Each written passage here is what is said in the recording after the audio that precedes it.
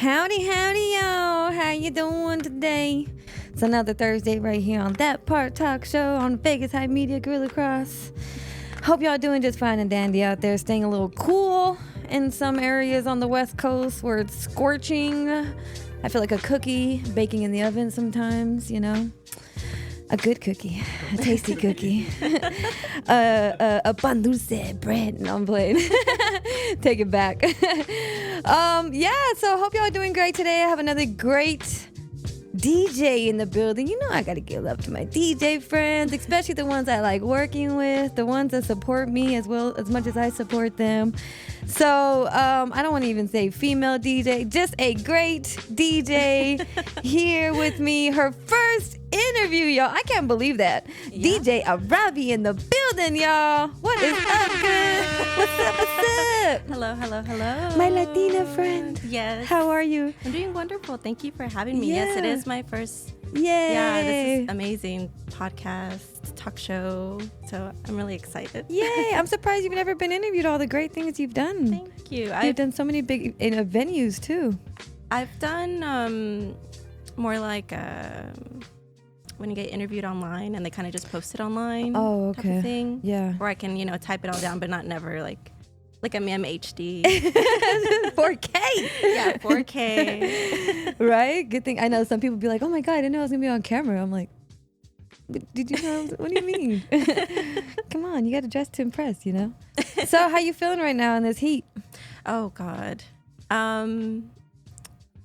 I've been here only 5 years and I'm still not used to the heat. No. I mean, how long have you been in Vegas for? About 10. This is my 10th year. Are you used to it anything? Well, No. in El Paso, it's exactly the same. It's literally copy-paste weather. Literally copy-paste weather. So it still bothers me. No, it's rough. Especially, I've been working at the pools in the summer, and this summer has actually been great because it took a lot longer to reach the 100-degree weather. But then it just slapped you in your face. Last Friday, I was at the wind pool, and I'm only there 4 hours, but 4 hours is a long time. Yeah, consistently hydrating, and then, you get the guests going, do you want a drink? And I'm like, I don't want to get dehydrated. Man, I learned that lesson. My very first residency, pool residency, was the Westgate. And I was out there and I had a drink and I was like, never again when I'm DJing at a pool. It's rough. Water only. Yeah. It's hard. You feel that heat immediately. I went through that as well and I got so sick. I came home throwing up because I was so dehydrated. And ever since then as well, never again. You gotta be very careful. Pure Gatorade, Powerade, or anything electrolyte. Yeah, really. Or prepare for it. Like, I'm gonna drink today, so I'm gonna drink hella water. I'm gonna sleep good, and I'm gonna drink today. Take some, what is it? The Pedialyte. Pedialyte, yep. I always have Pedialyte at home if I'm like, all right, girls, we're all going to get really drunk. Let me order some Pedialyte ready for me to funny. go. Clean PJs when I get home. Yeah. That's funny. Have your, what is it? Like your hangover stuff ready? Yes, I really do. What's your hangover method? Because I know all Latinas have like their own like their the own thing. menudo, pozole the next day. I'm a really big fan of pho and ramen. Yeah. Because to me, I'm like, well, I destroyed a ton of vitamins in my body. Maybe I should get some vegetables. That's so true. Anytime I'm the same way. Anytime I've had a crazy hangover, I always get ramen noodles, like the cup of noodles, and drink the juice. Yummy. Yeah, and a 7-Up. Yep. Yeah, mine's Sprite, actually. See? I have a little Sprite, a Pedialyte, and nonstop water all day. And I'm like, well, it was a fun night. It was worth it. Man. So let's go back to the beginning. Where you're from, how you got to Vegas, and then how you got into DJing. Well, funny you mentioned El Paso because I'm from New Mexico. Right down the street. Yeah. Neighbors. I'm originally from New Mexico. I was born in Albuquerque, New Mexico. Hey, New Mexico. Oh, hi. Hi. And it's funny because your last clip on Instagram that you mentioned was about like aliens. I was raised in Roswell, New Mexico. Oh, shoot. We're a little alien city where, Yeah. the aliens crashed. And we moved back to Mexico, to Chihuahua, because my mom hasn't gotten her citizenship yet. Mm-hmm. So we went back for quite a few years. And we lived in like the smallest ranch in the entire world where like no electricity, showered in the river, washed our clothes in the river. My spouse loves to call me River Jen. That's kind of messed up, but it's love. I get it. Every time I show photos, I'm like, yeah, this is how I grew up. I grew a ranch life. And then I went back to Roswell, New Mexico. It's a very small city. Nothing to do over there. Just hope for aliens. Hope for alien sightings. And their museum is it's really sad. Yeah. But their library is really dope. So when you're mentioning the alien stuff, I was like, oh, I need to tell me about that. Their library is so cool because it has documents from like NASA of alien sightings, anything military. They even have like a chamber in the back where they have it like temperature controlled so their documents can stay intact. Oh, wow. That's how much sightings have been seen. Dang. It's really library cool. Museum, skip it. That's so cool. I know I've always wanted to go to the extraterrestrial highway out here.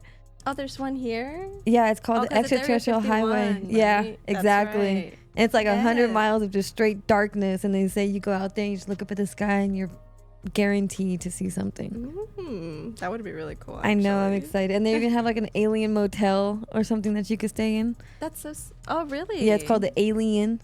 Alien. Get it? I see that. Clever. Yeah, it's cool. I always wanted to go there, but I'm scared at the same time. Yeah, no. What if I get abducted? Just tell people I'm in a better place. Yeah, well, I went from Roswell, and then I was like, I need to get out of the city, this tiny town. And I went to Santa Fe, New Mexico. I was like, well, let me go to school. I went to school for photography originally. Oh, I loved anything art. So I chose photography. I got a scholarship to go to an art school out there. And from there, it started to become expensive because it was only covered for like the first year and then partial the next year. And I was like, art school is expensive. So then I lived in Albuquerque.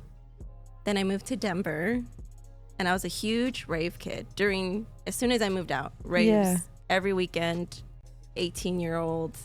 I was a little bad kid. I was using something else to get in. I plead the fifth. This is used. I was a really big rave kid, especially in Colorado. It's all I was doing. And my father told me, well, you're always out. Why don't you do that for work? Right. And I was like, a little seed got implanted there. I was like, that would be fun. I do love this. I love music. I love to dance. But I just never really fully went for it until I moved to California. I met my spouse. We moved to California together. And my sister-in-law, shout out Christine, she is a musician. She was doing it full time. So I was able to finally see a musician doing it full time. As to before, I didn't really know that you could actually make money doing it. Right. Because you always hear the term starving musician until you make it. But I didn't really know that there's actual residencies you can make a living off it. Yeah. I never knew until I moved to California. And I was working at, I used to work for an audiologist office. And I was not fond of my boss there. And that's when my sister-in-law was like, well, do you ever think about going into music? And I was like, well, I've always wanted to DJ, but I don't know any DJs. I love to go watch them. I love to dance, but I don't even know where to start. And just like, figure it out. Try it. And I went for it. I tried it. Nice. How did you start? Where did you start? Oh God. So my first gig, I call it my first gig disaster. Your first gig was your first gig disaster? Yes. Oh gosh. Oh my God. You gotta fail in order to succeed, but Definitely. my God. Definitely. You're like, this is one for the books. Yeah.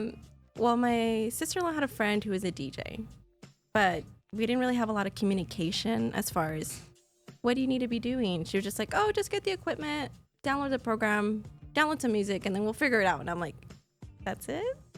Okay. So I did. And my first gig was a Roosevelt Hotel, which is a really big hotel in Hollywood. And it was called The Spare Room. And I showed up and they had vinyl. I came with my controller, and I did the thing that I don't like other DJs doing now, is where they put the controller on top of the vinyl. Oh, it hurts my heart knowing that I did that my first time. Shame. Right. But so there I was, like, okay, what do I do now? And she told me, okay, just play a song. So I did, and I was like, and the song's about to end. What do I do? Just play another song. And I'm like, so she's teaching you how to DJ at the event, basically. Even then, I wasn't really learning. Right. And that person was so distracted with doing other things because they were throwing an event or something, like a group get-together thing. So I was literally all night just playing one song and then pressing play on another song. So I wasn't really DJing. I was just playing music. Right. And I call it a disaster because after I was done with that gig, they were like, oh, go introduce yourself to the manager, which typically you would do if you did well at the gig, if everything went well. You're like, hey, this is my name. Thank you for hiring me. Had a great time. But I call it a disaster because I didn't do well. I didn't know. I just kept going up and down. I was like, I don't even know what I'm doing. Even my screen looked like alien to me. And I went and introduced myself. And I was like, hi, my name's Aravi. Nice to meet you. And then she just looked at me up and down. And then she just turned around and walked away. Oh my gosh. But I now, like, as time went by, I was like, I totally understand why you did that. I mean, you could have been a little nicer, but I understand why, though. Right. I understand. Or at least gave you some constructive criticism, like, hey, nice to meet you. I appreciate it, but, Yeah, like, were work you on even, it. Yeah, were you even DJing at the time? Oh, man, that's horrible. But more came along. I kept going. You learned? I kept going. It didn't stop you? I found a wonderful mentor. My first DJing actually started at a gym. So it's called 305 Fitness. They do a cardio DJ for a full hour, and it generally is a really good workout. It's a lot of fun because it's a lot of dancing, which is my favorite thing to do. That's the best workout. Exactly. And when I first inquired into doing it, they're like, hey, we're looking for starting off DJs. It's EDM as well. So I was like, okay, I love EDM. I could probably do it. Maybe they'll teach me a little something. And the guy who was in charge ended up mentoring me. And he's like, yeah, let me just teach you the basics of Serato. And then from there, it really is your own creativity once you do learn. It's up to you to continue it. And we spent about a good 2 weeks going over grids, what everything in Serato does, what's the best settings you could have. And honestly, he taught me so much. And once it finally clicked, because I remember we were practicing, and he's like, you keep moving the platter, but you don't know what you're doing. Like, you need to learn how to move the platter correctly. Yeah. And once I finally understood what he meant, it all clicked, and it was so amazing. Because once it clicked, I was like, oh. And then nice touch. Yeah, and ever since, it kind of just clicked. I think I spent about good 10 hours a day. 8 to 10. I'm not even kidding. Like, I would come home. I was still working at the audiologist's office. I'd come home, download music, practice. And this went on for months of just hours and hours of hours, just looking up playlists. And my sister-in-law was like, well, I think that's open format where you can do everything. She's like, if you really want to maximize and really make money. And she's like, and I know certain agencies at work, she's like, it's open format. Yeah. And I was like, oh, so that's when I finally learned that term. And then I just started going out, observing, even though at the time, because I was new, I wasn't 100% sure what I was observing. Right. Really. But I just kept going, even though after that gig. What ended up bringing you to Vegas? Oh, my sister-in-law. So we lived with my sister-in-law, and she mentioned she wanted to come to Vegas.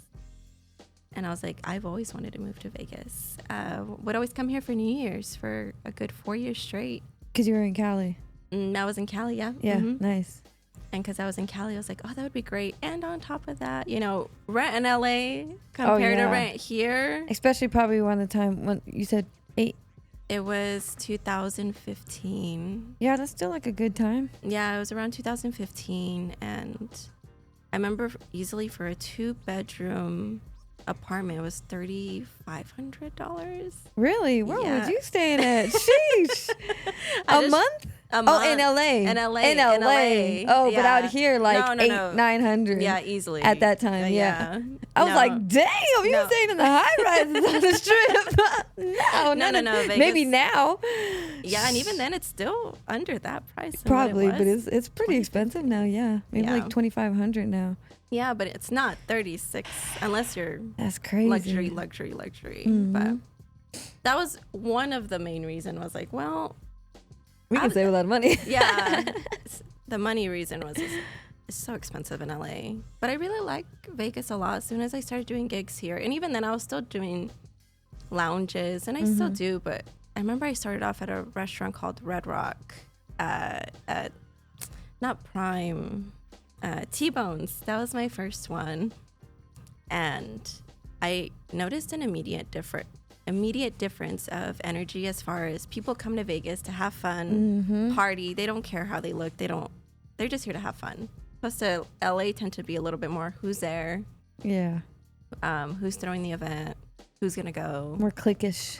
A little bit more. It really is based around who you are, social media, which is very interesting to see a huge difference in Vegas. We're like, we're just here to have a party. Yeah. We're gonna let go. And that's fun. That's a lot of fun, especially if you're the DJ. You're like, awesome. You're gonna get on the dance floor. You're gonna take shots. Right. And we're gonna have some fun. When you got to Vegas, did you just go full force DJing, or did you actually Yes. still work? Oh, okay. Yeah, I so went you full just force. Nice. So once I did the 305 Fitness, the gym in LA, I got into an agency. I finally applied. I felt comfortable enough to be like, hey, I could do this. Here's some headshots. Here's my bio. I didn't have a really big bio because I just started off. And my first residency ever was San Bernardino. It was like a gaming lounge, or it was like blackjack / a bar. And it was a 7-hour gig. Dang. And it was nothing but 80s, throwbacks, 90s.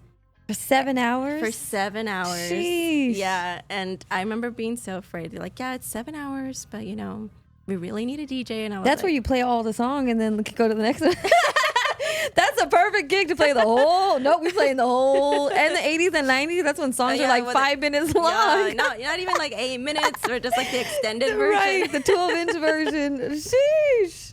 Yeah, so honestly, because of that gig, because it was 7 hours, it really put me into like, all right, let me spend an extra 8 hours a day basically looking up what songs. And I had such great clients there.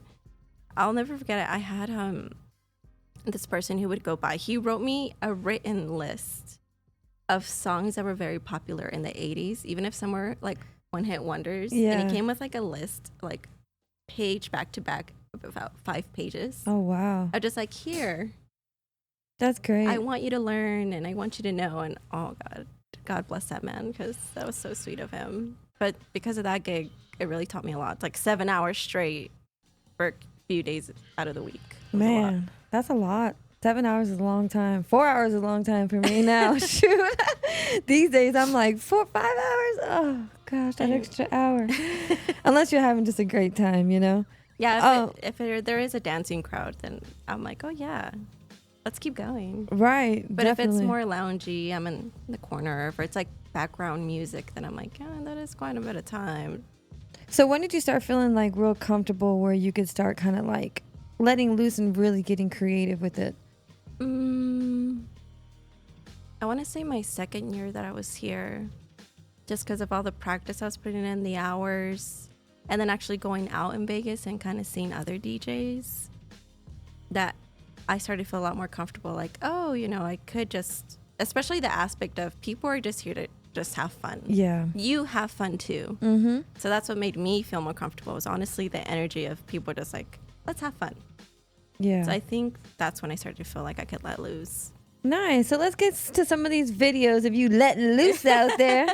You could explain where you're at, the vibe, your most memorable moment about those gigs. Because obviously these mean something to you because you sent these. Yes. So let's go over each one of these really quick and then we'll keep on going. Where's this one at? Oh, that's in Arizona. It is Crest Nightclub. And Sheesh. my way over there, to fly over there was just a really big hassle. So I was like, yeah, I'll just drive. I think it's only a 3-hour drive. I was like, I'll just drive over there. The whole road, the road to that place is nonstop bumps. Oh my gosh. I was like, next time I'll fly. But it was nonstop bumps the whole way. I had to pull over and actually, like, I was so dizzy.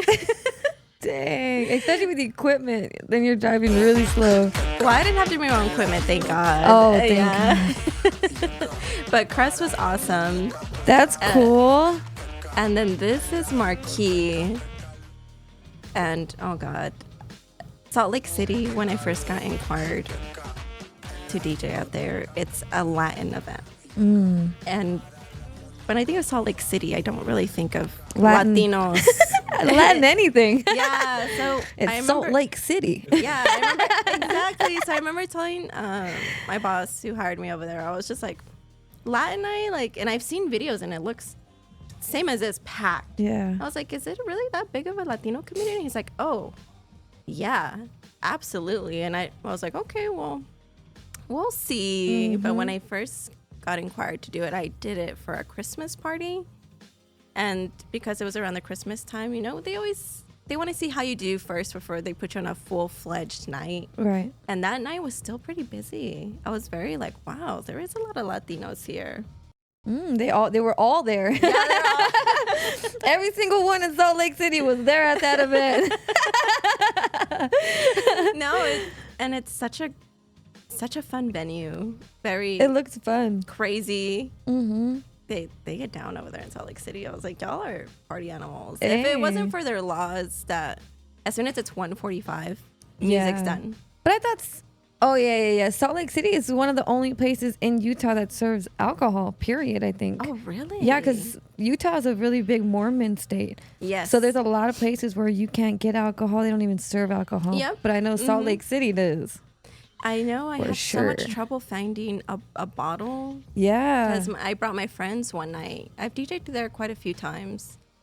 And I brought a group of friends. And they're like, oh, let's pregame. And we had to go to like 5 different places just to find a place that sells bottles of liquor. Yeah, because some of them do like just wine, right? Just wine or beer. But we wanted liquor. Liquor. Yeah. So I was like, wow, they are pretty strict here. And then as soon as it's 1:45, I almost want to say even 1:40, if we don't turn off the music and have everyone out, the club can face a fine. Wow. Yeah, which is even more crazy to me. They're strict, but So they'll always warn me like, hey, last song. And if even it's in the middle of the song, shut it down. Hey, everybody got to go. Clear like roaches. Sheesh. Okay, let's see another one. What's another good one? These are fun. You be turning up. Oh, that was nice. Hey. I know it's a little short clip. Like, we want to see more. You know when you try to do this when you watch a video? For the people in the back. That was one of my other favorite gigs I've done. That was in Mexico, in Cancun. Ooh. Oh, yeah, you have been doing those lately. So Cancun was a lot of fun. It was my first international gig. It was for a big company that does life insurance. And it was on a resort. It was 6 days, 7, almost a week.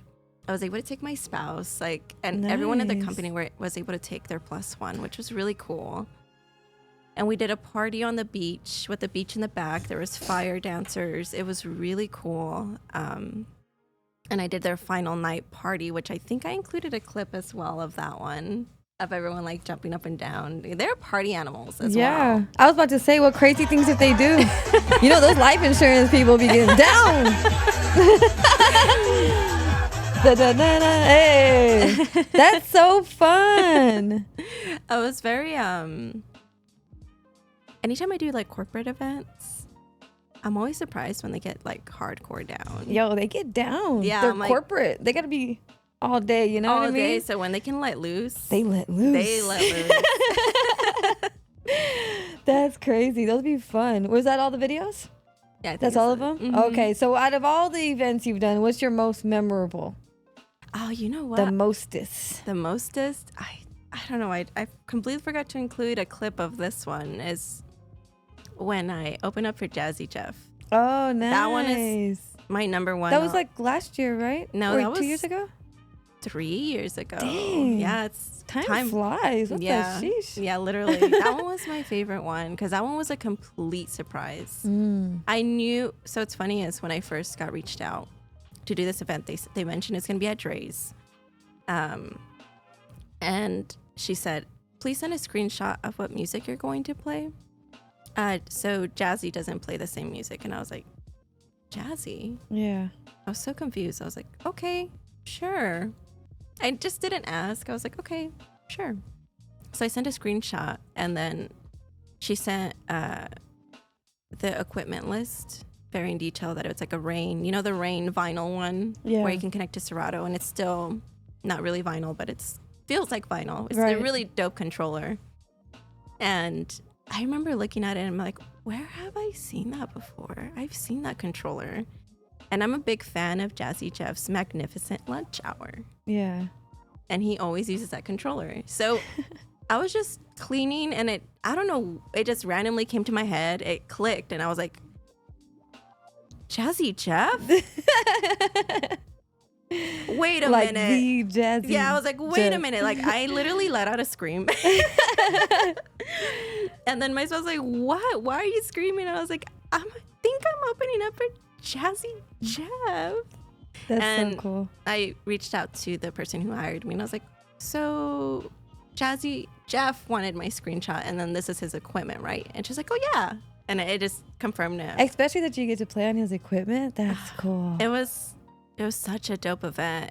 It was 5,000 people. It was at Dre's and I went on first. And when I did sound check, he came and did sound check and his sound check was where, sometimes when I do sound check, I'll check maybe 1 or 2 songs, make sure that they get the audio right, make sure the equipment's working right, the levels are fine.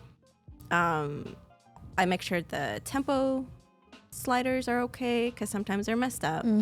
Anything that I can load in, make sure everything's okay, but it takes me a minute, 2 minutes, depending if they just want a song playing, 5 minutes. Right. But his sound check was like 20 minutes and I sat back. I was sitting in a corner just watching him do a sound check. And it was like the best that I've ever heard.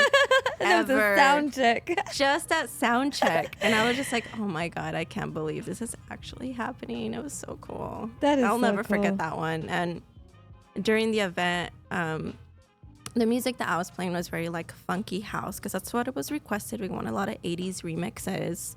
I was doing a lot of those. His set was fully on full open format, which was really dope. So I just remember I was in the middle of playing. I was starting to fill up. And he just comes up next to me and I just see him bobbing his head, looking around. And then he looks at me and he gives me like a little knuckle punch. And I just died inside. I was like, oh God, I'm so nervous right now. And after I played for a good 2 hours. And then he went on for a full hour and a half, I want to say. I wasn't supposed to close. I was only opening. So I stuck around for his set. And the servers were like, oh, do you want a shot? Do you want a drink? All the owner was like, take a shot with us. So I started to get a little tipsy. I was like, oh, well, I'm off work now. Right. And then I can let loose. The boss was so drunk that he's like, rent out Dre's another hour. Dang. And they asked me, do you want to close? And here I am a little tipsy. I was like, yeah. Why not? Yeah, sure. Let's close this out. And it was really cool. I got to meet his team spouse. It was really cool. Nice. I'll never forget that day. It was really He seems really cool. I got to meet him in Austin and he seemed really very humble. Eating a sandwich and was like, oh, here, yeah. Let me get a picture with you. And I was like, oh. Yeah, he's very humble, very nice. When I got the photo with him, he was very Like, yeah, sure. Yeah. And usually, like, people be like, oh, okay, cool, and back to my shit. But then he actually wanted to talk, and I was like, oh, that's so cool. Like, yeah, he's so nice. Yeah. I'll never and, forget that. DJs like that are very memorable and inspirational. Oh, look at you. Okay, Quan. You are amazing. On it. Right? On it. Look at it. Yeah, that's when he was doing the Fresh Prince of Bel-Air theme song. I grew up watching that show, so I was like, oh. I just put Diamond on. I've been putting her on all these classic TV shows. Oh, That's yeah, it's so a great cool. show. It really is. It's funny. It's maybe a little emotional, you know. Did you know him and Will Smith were supposed to do House Party originally? And then Jazzy was like, no, there was something, I forgot what happened, and he was like, nah, we're not going to do it. And that's when they ended up giving it to Kid and Play. Oh, wow. Yeah. Yeah, he went into rock. It was amazing. Just see him bend all these genres. And then they requested, the owner was like, can you please play that song? Yeah. And this is you closing? Yeah, this is closing. This is a little, you look good, girl. A little tip. You look all there. You're present and in the moment. Nice. And then this is from behind. And that was the main room, but it kept going all the way through the outside. Yeah. It was packed. That's so cool. And that was closing, I believe, as well. What's your favorite type of gig to play? Things like that where you have like a big crowd, or more intimate or corporate? I would have to say club vibe. Definitely. I don't know what it is when there's more people. I am nervous, but I'm not as nervous. Because when it's very intimate, you have to really, really You feel like everyone's watching you? Yeah, you feel the eyes on you. And once you do conquer those rooms, it does feel like even cooler, because you're like, wow, we had such a good time, and it was only like a certain amount of people. Yeah. But big rooms, I feel like it could be a little easier, just because you have to do is just put big bangers on. And then once you do feel like you can read the room, you're like, okay, let's go in this direction. Let's go in this direction. Yeah, I think that's what it is. Like, with bigger crowds, you have to try to find what the masses like. Mm-hmm. You know? Like, let's see what hits the masses. But when it's intimate, I feel like it's a little harder. Yeah. More requests. Oh my god. More requests coming your way. Oh goodness. But when they come with money though, I'm like, we'll see what we can do. Right. Yeah. But you got a little, extra money. We'll figure it out. So speaking of money, we were talking about this off air earlier. Oh yes. About the different tiers of DJs that may not have, we don't know what type of experience they have or where they come from or how long they've been DJing, but they're on the upper echelon tiers, yeah. of not like, Calvin Harris or, producers or like celebrity DJs like that. Because when I think celebrity DJs, that's what I think of, right? Yes, same. Maybe B-list, you could say, who are charging, thousands of dollars. Thousands and thousands of dollars. Almost like, to be able to DJ in an event that's probably even 2, 3, 4 hours. You know what I mean? Mm-hmm. What's your take on that? Because I know personally, that's always been one of my struggles is, knowing how to price, when to ask for so much money. Because I'm maybe just too damn humble, I'm like, fine, I'll do it for this, But and in the back of my mind, I'm like, damn, I probably should have charged this, Yeah, I still find myself doing that as well. Just because the way I've been approaching it is, as the years have been going, the experience I've gained of places I've played before. Like I've done events for NBA, Red Bull, L'Oreal. I'm like, okay, well, I have this experience. I have these clients who have been happy with what I've done. I feel like I can move up a tier. So the tiers that I see in my head, starting off from 5 all the way to, as I was telling you earlier, again, off air, where like a DJ's making $25,000 per corporate gig. But I know these are multi-million companies who have the budget to throw an event, a party event for $100,000, and only a portion goes to the DJ. So I'm like, okay. So for every year I've been working, I've been setting my tier differently every year and just sticking to it. Right. But I understand what you were saying earlier about like sticking your price to one. And sometimes I'll still like bend around. I'm like, well, is it this event? It's on a Monday. That's only an hour. Yeah. If that's your budget, we'll work with it. We'll figure it out. But yeah, for the majority, I try really hard. I'm like, you know what? This is my set price, and this is where I'm at right now. Right. But I 100% understand what you mean, though. Yeah, that's hard for me, especially because I just really love doing it. I mean, even though it is tiring, so I do have to take that in consideration. Like, do I really want to be like outside gigs? No. This year, I said no. I was like, no. Unless it's heat, yeah, I was like, I just don't. I've done too much.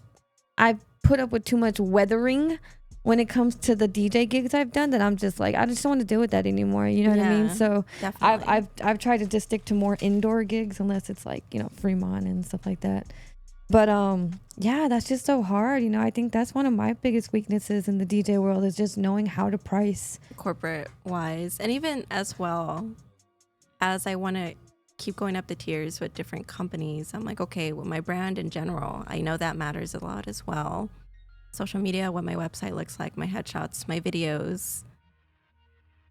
Because I know other DJs that I've observed, the ones who are up in the $25,000 range, who have worked for like HBO, Netflix, like the big corporate paying gigs. And to them, $25,000 is on the lower end. I'm like, I think it's amazing that that's possible. Yeah. But I could see how the struggle on the inside, you're like, my value or setting a price. Yeah, because you don't want to like set a price and then be like, no, that's what I'm worth, and then kind of come off like, oh shit, you know what I mean? Yes. And then also on the other end, you don't want to set a price and then find out like, oh, that's it. Like I'm like, wait, hold on, time out. How much were you gonna charge? How much were you gonna give me? That's why I hate quoting prices. It's kind of just like, well, what do you have to pay me? What's your budget? Yeah, I recently just did a private party package list, but that's only for like 150 guests and lower. And these are my prices, you know what I mean? Because I got tired of people asking. But yeah, like other events, I'm just like, what are you gonna give me? And just let me decide yes or no. It's funny you've mentioned that, because I actually have quoted a certain amount, and then they came back with a bigger price because their budget was bigger. Right. They were like, oh, but I felt like what you mentioned, that's it. Like, and yeah. I was like, oh. Shit. My bad. My bad. Okay, so here's another question for you, because I know this gets hard for me sometimes, but we all have our hard days, our bad days, our tough days, whether it be, family drama, life drama, or just one of those days in the month, you know what I mean? As women that we go through, you know what I mean? Just one of them days, what keeps you going to get on stage? Because we all have events where we have to just suck it up, get on stage, and do our thing. It's hard. Last year was a really rough year for me, and I feel like I just, not only was that going to work and really showing like I am committed, I really don't like calling in unless it's a really big reason. I really do like to show up. That's one of the big reasons where I'm like, I just want to show that I show up and I am here, and that matters a lot to myself. But also I see it as like, you know what? I've had a really rough day. Let me lose myself in the music right now. Let me just try to put myself here, forget everything that's going around me, even though I'm not having the best day. I'll even be like crying in my car, and I'm like, okay, get yourself together, girl. That part. I've been behind the booths tearing up like, oh shit, I gotta put some shades on or something. Sheesh, good thing we're at Circa where it's like nobody can see me. No one can see me. No, but I have had to do those gigs where like I have to be the energy for everyone in order to keep the party going. And then I really do have to tell myself, all right, you're here now. Let's worry about it afterwards. Try to enjoy, have a good time. And it's really hard, but for the majority of the time, it has been pulling me through really well. Just putting myself in that setting, in that space. Like, remember, you're here to have a good time. They're here to have a good time. Right. This is the only time they get a day off to get drunk, have fun, see their friends. Let's make it a good time for them too. Right.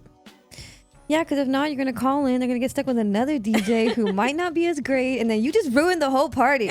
I'm just kidding.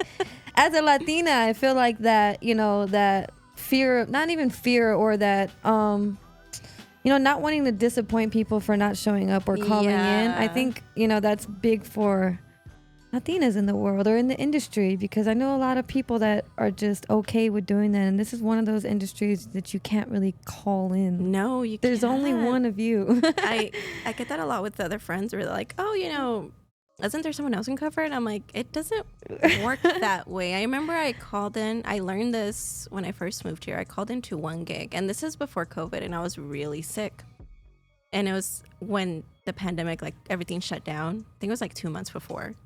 And I was extremely sick. And I called in that day, and they fired me from that company. Wow. So I was like, okay. So it kind of gave me a reality of like, this is what I'm looking at.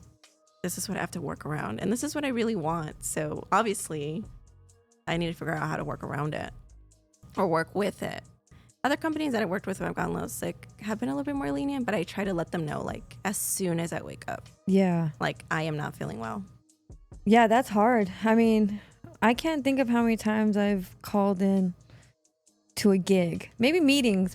Oh yeah. I think nowadays, meetings all day. I'm like, just call me. Let's just have a conversation over the phone. I want to have to go see you. You know what I mean? This could have been an email. Yeah, exactly. But gigs, oh man, like, yeah. Or even showing up late. You know what I mean? I'm big on that too. Like, I'm so sorry. I'm 5 minutes early. I apologize. To me, that's late.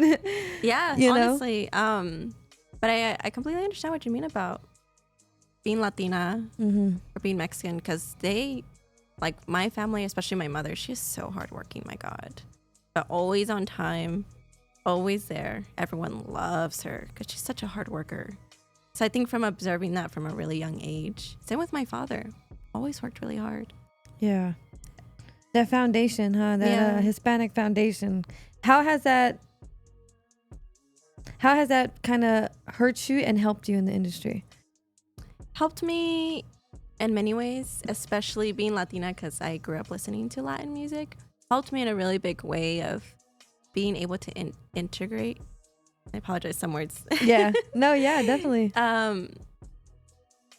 To use my Latin roots when I DJ. I love reggaeton, cumbias, salsas. I'm able to do a lot of more Latin events. Helped me in a way of discipline as far as showing up for work. I love what I do. So it's obviously a little easier to just always be there as well. Hurt me wise. That's a little hard one to think of, honestly.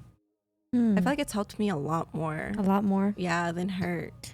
That's crazy, because you trying to start DJing, did you think you'd be a Latin DJ? No. That's crazy. You kind of just fell into it. No, I kind of just fell into it just because that's what I grew up with as a young girl. All the events, quinceañeras, all the parties.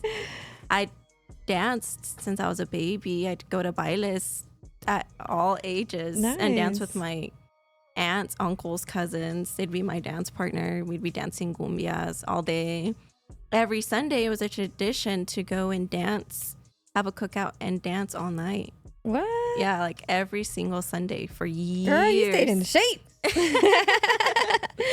And I was only like 7 or 8, and I danced with my cousins. Yeah. That was just my life every single year. So we Hispanics have fun. Yeah, literally till like 3 a.m. And even then you're falling asleep on the couch and your uncles and aunts are still going. Exactly. I told my mom that. I'm like, I don't like having people on my house, because y'all always had people at the house growing up.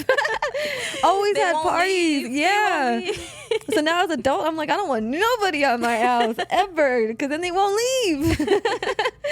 Okay, so what are you have some events coming up that you wanted to talk about? Oh yes. So shout out Sarah SP Padraza. She's starting a show just this summer called Electric Vinyl Series, where she brings in different DJs to do an all EDM event. I will be playing there July 28th. Yay! Which I'm really excited to do. I've only done Fremont once, and it's been I think it was like last year. It's been a full year since I've been there, and that one was more open format, so it's going to be a little bit more EDM. Oh yeah, you did do a shift last year, huh? I remember that. And I'll be on the radio promoting that as well for 95.2 Vegas Highway Vibe. They'll be playing my mix next weekend to promote a little bit more. Like, hey, I'm gonna be on Fremont. Stop on by. I'll be there from 6 to 8. Nice. Yeah, it'll be a good show for you because it's like a show, you know? Yeah, I'm excited. So you should be able to have fun with that. Yeah, as soon as Sarah asked me, I was like, yes, absolutely. Absolutely. Yeah, I think Joy said she's doing one too. So. Oh, amazing. I know Alexa Whitney did one. And I've seen other DJs like that are going to be on there, like DJ Scooter, which I would love to go see because he's an OG, awesome DJ. He was the main one that stuck out to me, but I know there's been quite a few already that are on the lineup. Yeah. Which is really cool that Fremont is kind of doing that. Man, I'm so glad that they're finally doing that. It's about time that they, you know, let these old school bands go and just put some new faces, some fun, you know what I mean? Because yes, it's old Vegas, but it doesn't have to be old. You know what I mean? I see what you're saying. It's more for like older people because they always have like 80s, 70s bands out there and country bands, which is fine because I love live music, but there's so many younger people that want to go down there and see it, and you can make so much more money off the young. Oh, absolutely. You know, so now that they're cleaning it up now, they're letting some, you know, fresh new faces come in, some DJs come in and kind of revamping it. So I'm proud that they're trying to they're rebranding. And honestly, when I go down Fremont, I feel like I see all ages. Now, now. Yeah, because they're trying to, you know, change it up more. Some of these bands, they ended up like doing more like top 40 bands, like the one that Sarah does. Oh, yes. Stays in Vegas. Yes. They're more like top 40 pop, you know? They're not like 80s and 90s rock, you know? Yeah, what it used to be. Yeah. So I'm glad. So good for you. Yeah, Turn it up, girl. I'm so excited. Make sure you get that footage. Oh, absolutely. Absolutely. I know. And if any photographers out there or videographers, hit me up, please. I have so much work for you and nobody to help me. It's so hard to get a videographer to show up and like really get good footage, you know? Yeah. Okay, so I have a couple of random questions I want to ask you just because this show is kind of more about like getting to know you more, you know, on a personal side like that. Okay. What song would make the best theme music for you? Theme music? Yeah. Oh, that's rough. I don't know why all that's coming to my mind right now is Bad Bunny Party. You would pick a Bad Bunny song. Look, I love him. I am not one of those people who do shove a phone in your face and request Bad Bunny. Yeah. Anytime I can play Bad Bunny, I will. Yeah, no, they're definitely party songs, you know? He definitely does good party songs. What is the most irrational superstition you have? My spouse is going to laugh at this one. I won't sleep in a place if the mirror is facing my bed. I don't know why. I'm just like, I think it's like a superstition my parents even had, like my grandma. Like don't watch yourself sleep or something? Like don't have a mirror in front of your bed. And the energies. And I'm just like, okay. And now it's like second nature. I just can't. I'm like, maybe we shouldn't place the mirror here. We'll put it on this corner. Away from the bed. That's so funny. My grandma used to always say when you wake up in the morning, make your bed because if not, the devil has a playground to play in. I'm like, oh shit. So every morning I make my bed. Even as an adult, I cannot leave my room without making my bed. I'm like, oh, not in here. Not today, devil. Not today. Oh, that's so funny. Let's see. Okay, if you could swap lives with one of your... Okay, we'll say this. If you could swap lives with a celebrity. A celebrity? Who would it be? Oh, it would definitely be a DJ, just because I would love to see their everyday life. It'd be someone like Diplo, Calvin Harris. See what really goes on. Yeah, or even... Actually, I would pick Tiesto. Yeah? Because I used to know this... rest in peace, Jeff. He used to do sound for Tiesto at EDC. Oh, and Jeff. He's so wonderful. I know. R.I.P. And he told me, because I asked about DJs at EDC, like, is it really pre-recorded sets? What's the real tea here? Yeah. And he's like, no, they play live. Obviously all their songs are edits, but they play live. And he told me that Tiesto like to have a special speaker and listen to everyone's set so he doesn't play the same songs that everyone else does. And I thought that was really cool. I was like, that's really dope. If I had to swap lives, I'd swap lives with him just because I would like to see what is he thinking. Yeah, what get inside his mind. Because I know he's, as the years have gone by, he's tend to change his sound to kind of go with today's, but he's still working. He's still, how old is Tiesto? I don't know. Hey Siri, how old is Tiesto? 40? No, that's T.I. What the heck? Come on, Siri. I don't know. I want to know now real quick. Sorry. I want to say Tiesto. 55? He's dead. He's going to live forever. 54. 54? Okay, I was close. Yeah, 54 and still DJing at these big casinos, big residencies. You know, it's funny you say that because I was watching ESPN this morning and I was thinking about how old all these sportscasters are. And I'm like, dang, you have like, there's a real longevity in a lot of these industries. You know, and that's what been one of my biggest fears in the DJ world is getting older. Because I have this fear as a woman that, you know, once we reach a certain age, they're going to be like, okay, you're too old. Get the fuck up. You know what I mean? Oh, God. That's one of my fears as well. I think about that all the time, actually. I feel like I'm more on, it feels like I have a time crunch to do things almost. Almost like when they be like, your, what is that? Your biological clock is ticking. Yeah. That's how I feel. Like, I'm like, damn, for DJing too? Sheesh. Yeah, that's how it feels almost. And I try so hard not to think about that. I try to tell myself, yes, there is only a certain amount of time. Because unfortunately, right now, the industry tends to be a little bit more, you know, for males, obviously, Tiesto's what, 54? But I don't really see a lot of females who are a lot older. There's a few, but it's a few. Not a lot. So I do think about that sometimes. Do you think that there's anything else you'll venture into besides DJing? Or do you think this is your... I love DJing so much. I will be doing this for quite some time. Good thing you're Latina, so you know you stay young forever. Yeah, the Latin genes. Yeah, are there. you know, you never know. We look 20, 21 up in here. You feel me? Exactly.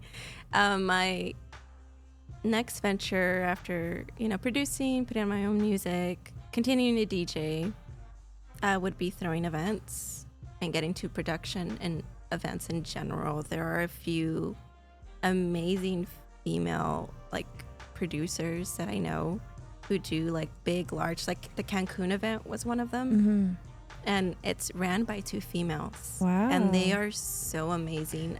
The last event I did with them was here in Vegas, and she was full on 8 months pregnant, like full working. And I was like, girl, you gotta take some time, you know. And she's like, no, you know, I feel fine, and this is what I love to do. And yeah, they're such an inspiration. So I let them know, like, you know, further down the line, that's something I'd be interested in. They mentioned like, well, whenever you're ready, man, let us know. You know, we'd be happy to mentor or let you know what you need to do. But I would love to do that. I love organizing things. If I could throw a party, I recently threw one with Lexto. It's called Disco Fair. We did a disco pride theme party, so that was like the first time I really got to like do an event. But I like to continue doing events like that, or even corporate side events. Yeah, with big parties, big budgets. Give me a little playground to play with. Dollars. Give me that dollars. Let me. Heck yeah. Well, shoot. Yeah. Let me know. I'm venturing into that too right now. Oh, I want to get a lot more into, you know, throwing events and, you know, doing things for the music culture, you know? Oh, yeah. So, yeah, let me know when you're ready, girl. We'll collab on something. Yeah, that'd be fun. I'm ready. Agree. So before we get up out of here, because it went by so fast. Oh, my How goodness. You feel? That was fast. Right? Wow. We could have just been sitting here drinking. It's like we're just sitting here drinking tea, talking, you know? Girl talk. I could keep going. Kwan's here too, but, you know, he's one of the girls sometimes, you know? Hey. See? Hey, girl, hey. Juanita over here. So before we get up out of here, what is the one thing you want people to know about DJ Aravi? About DJ Aravi, one thing you need to know. I am a big one that I'm very proud of. Muy orgullosa. Is being Latina. So I definitely want to continue being my Latin self and showing other Latinas, like especially being a female in a male dominated industry. That's a big one. I am LGBTQ, so also want to represent for anyone on that side as well. I think those are the two big things. I want to continue doing more in those communities as well. But as far as for music, I'm always here to have a good time. Right. Always here to party. So anytime I DJ an event, I always go with that mindset. Like, we're here to have fun and we're here to party. Don't give her a shot until after her set. Exactly. And any last shout outs you want to give out? Shout outs, of course. A little cheesy, but of course my spouse for always supporting me, because when I first started venturing out into DJing, it was my spouse who was like, you could do it and I'll take care of the finances until we figure, because I didn't get paid for a while. You know, when you first start DJing, you don't get any money at all. Nope, you get a handshake and a high five. Yeah. Or this would be great for your look. We can't, what is it called? Exposure. There you go. We'll pay you for exposure. And you're just like, well, I'm just starting out. So for all 15 people in the room. Those shout outs. And of course, all the agencies that I work with. Sarah's a big one to me. She's such an inspiration, especially being a Latina. Definitely. She works so hard. But Sarah, Mac Agency, Ultra DJs, Ultra Soundbite, Steve Fire. I work with quite a bit of agencies that really believe in me, and I love them very much. Yeah, agencies are amazing out here, man. Definitely look into them if you are a DJ, because they're actively looking right now. So get in where you fit in. I get that question all the time with DJs, like, oh, how can I get more into casinos? Or I had another DJ reach out recently, and I let them know, like, oh, I work with agencies. And they're like, oh, what's that? And I was like, yes. Agencies, you show up, you DJ, they get a little bit of percentage of a cut, which I don't mind. They do all the work. Exactly. Insurance, contracts, and I get paid. They just say, hey, you're available? And I say yes. Yes or no? Yes or no. Most of the time, yes. All right. Well, thank you so much, Aravi. I'm so glad we got to knock out your first interview. I know. Thank you so much. I feel so special. Yay. Hopefully this is one of the most memorable ones you have and not disasters. Let's stay away from those. No, but good luck to you in all the things you do. You're so great as a person. You're amazing as a Latina partner. So thanks for all you do, all your support, all the great gigs you throw my way. You know what I mean? I really appreciate you. No. So I just, I wish you the best in all you do and all you have coming to you, and continue to be great. Thank you. Viva la raza. See them. Thank you so much. That note, you guys have a great Thursday. Stay cool out there. Make sure you're drinking your Pedialyte and your H2O. Stay safe, stay groovy. And next week we got Miss Jaleesa coming in the building, which is an interesting story. And she was on my reckless driving basketball team, so we'll talk a little bit about that. And yeah, I think that's about it, y'all. So y'all have a good day. Peace, love, and soul. See ya.